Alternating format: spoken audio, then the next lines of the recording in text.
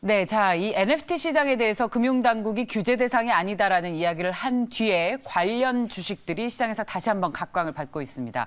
저희는 그동안 NFT 관련 대표주로 하이브에 주목을 해왔었는데요. 오늘 결정적인 투자에서 보다 더 깊고 자세하게 이야기를 나눠보겠습니다.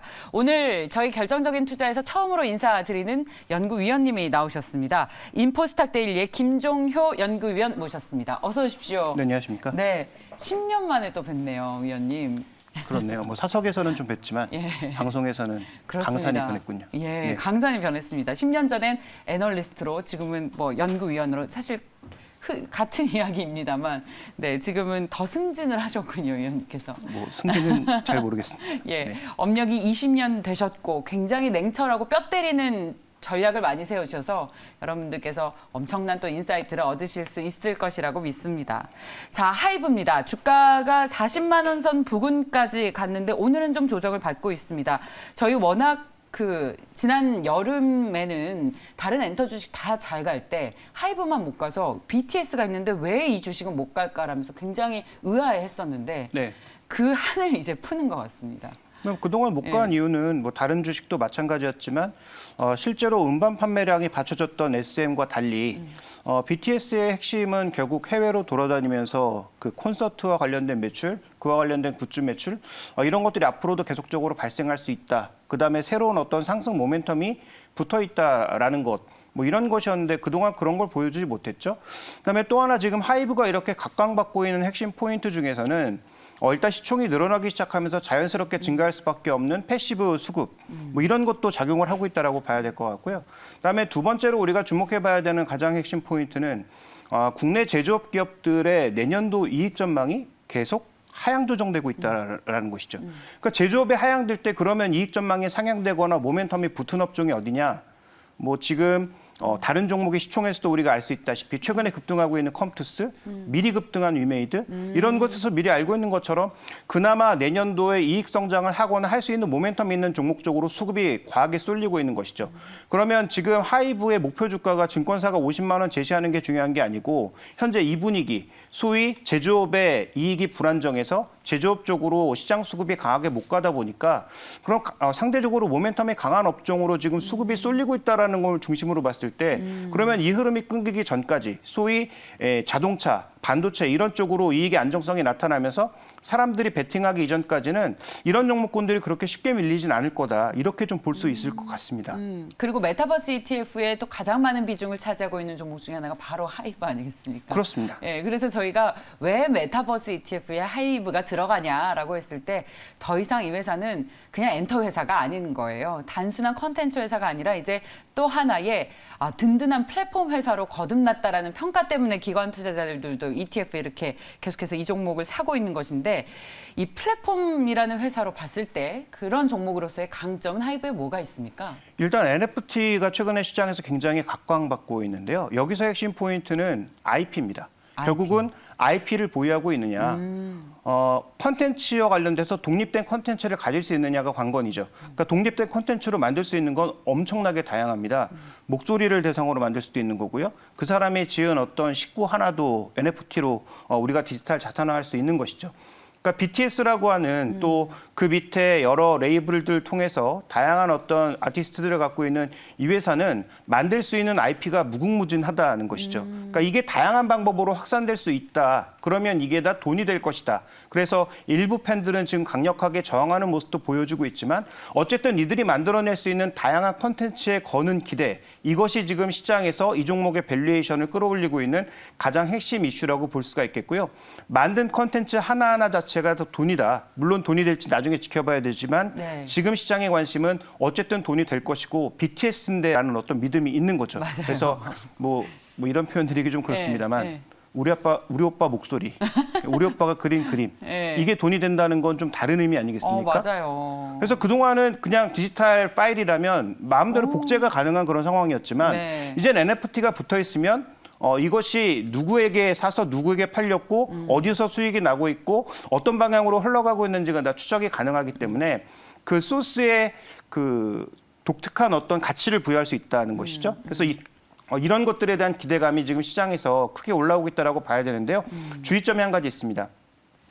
조금 전 앵커가 언급하셨습니다만 NFT는 규제 대상이 아니죠. 네. 근데 NFT를 거래하는 거래소는 규제 대상일 가능성이 굉장히 높기 때문에 지금 시장이 밸류에이션하고 있는 이 밸류가 정말로 다 머니타이징 될 수 있는지는 우리가 조금 더 주의해 볼 필요가 있겠다. 그래서 제가 알고 있기로는 지금의 당정이 그러니까 정부와 민주당 쪽에서는 이쪽을 강력하게 규제하는 쪽으로 네. 방향을 잡고 있는 것으로 알고 있는데요. 그래서 NFT 자체를 규제하진 않더라도 거래소 자체를 규제해서 거래소에서 나타날 수 있는 그 가치의 상승을 일정 부분 제한할 수 있다는 것은 주의점으로 보셔야 될 것 같습니다. 뭔가 우리가 예상하지 못했던 정책적인 리스크가 나올 가능성도 늘 좀 염두에 둬야겠다는 말씀으로 들리네요.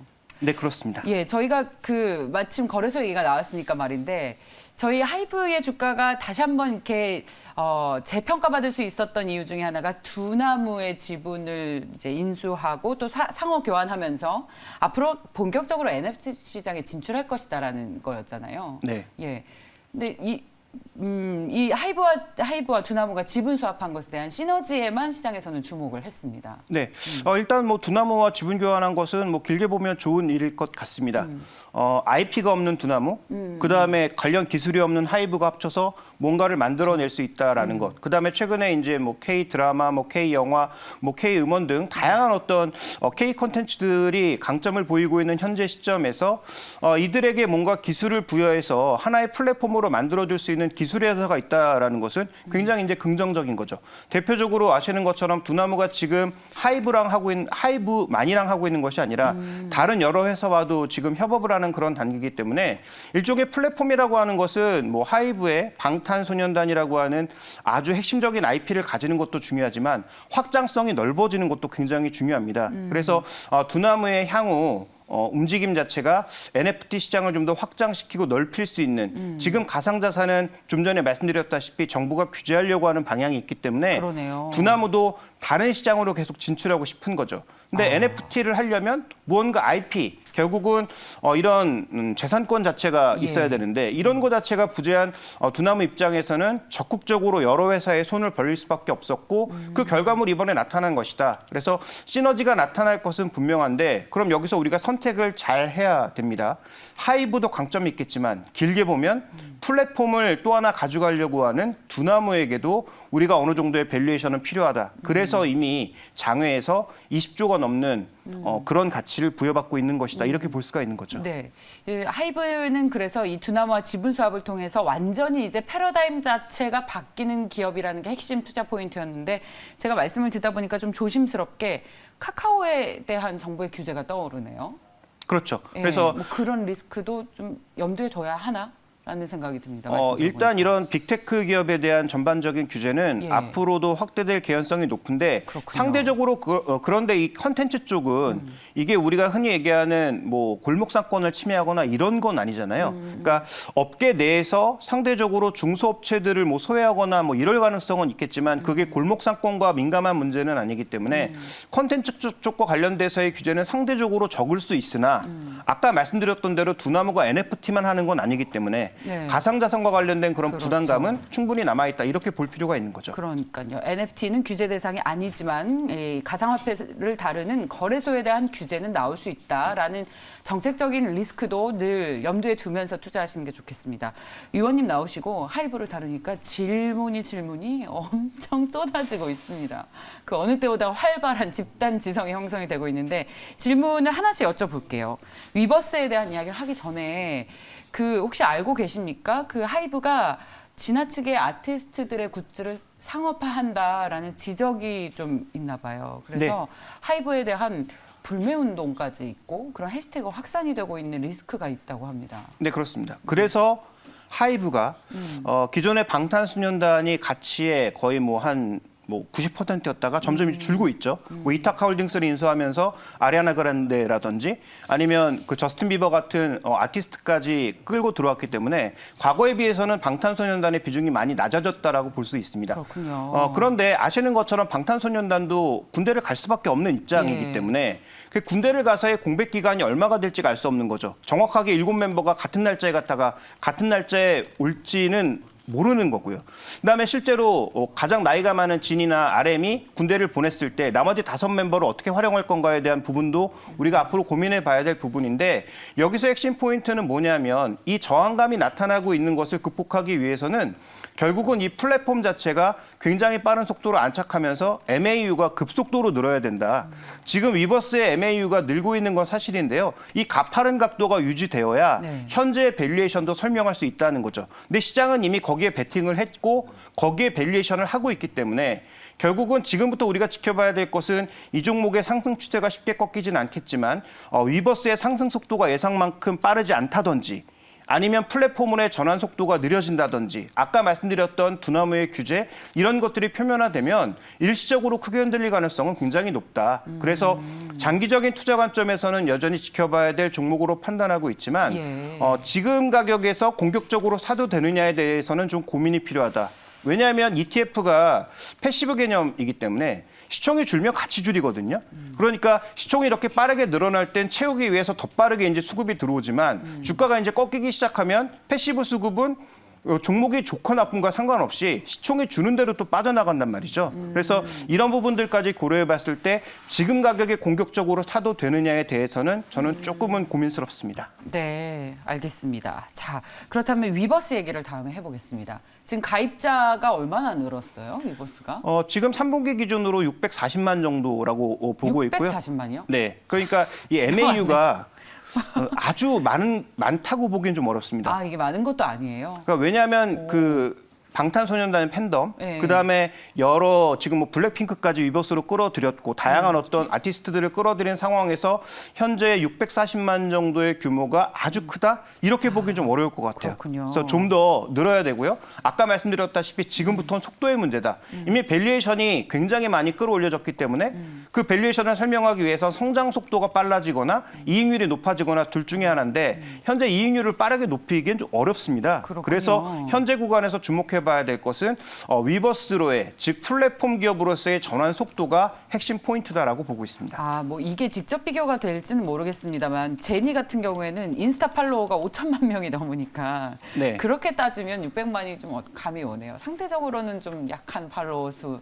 아직까지는 그 위버스는 뭐 콘텐츠를 소비하고 다양한 네. 어떤 팬덤이 발휘되는 그런 자리이기 때문에 네. 뭐 단순한 SNS와 비교하기는 어렵습니다만 그렇죠. 그럼에도 불구하고 지금의 숫자로 현재의 주가를 설명하기 위해서는 지금의 숫자가 중요한 것이 아니라 늘어나는 속도가 핵심이다라는 것을 말씀드리고 싶은 거죠. 그렇다면 앞으로 얼마나 빠른 속도로 늘어날 수 있을지 위버스의 미래의 이익 구조는 어떻게 변하게 될지 위원님께서 어떻게 예상하세요? 결국은 아티스트가 얼마만큼 확산될 수 있느냐. 지금도 많이 확보했고요. 향후 이제 뭐 일본 쪽에는 새 보이그룹, 그다음에 미국에는 새 걸그룹 런칭할 걸로 지금 예정이 되어 있거든요. 그러니까 이런 새로운 아티스트들을 계속적으로 수급해가면서 방탄이 빠지더라도 위버스의 방탄과 관련된 아미가 빠져나가는 속도보다 새로 들어오는 사람의 속도가 높이거나 아니면 기존에 들어와 있던 사람들이 계속적으로 소비할 수 있도록 무언가 서비스를 만들어주는 게 중요한 것이죠. 그래서 현재 구간에서는 해외 아티스트 그리고 국내 아티스트를 얼마만큼 빠르게 계속 증가시킬 수 있느냐가 관건이 될 것으로 보이고요. 결국 이것이 위버스 앱에 참여하는 사람들의 증가 속도도 설명할 수 있을 거라고 보고 있습니다. 예, 저희가 시간이 짧습니다. 역시 위원님께서 나오시니까 시간이 짧아요. 앞으로도 계속 특집 편성을 좀 해야 될 것 같은데 저희 좀 그래서 이제 마지막으로 투자 의견만 듣고 마무리해야 할 시간이 왔습니다. 오늘 JP모건에서 목표가 46만 원까지 나왔습니다. 우리 김종효 연구위원께서 제시하시는 하이브의 목표 주가 얼마입니까? 네, 지금 뭐 증권사별로 봤을 때 가장 낮은 게 39만 원, 가장 높은 게 50만 원을 조금 넘는 가격으로 나오고 있는데요. 저도 40만 원 중반대 정도의 가격은 충분히 12개월 내에 달성할 수 있는 가격이라고 보고 있습니다.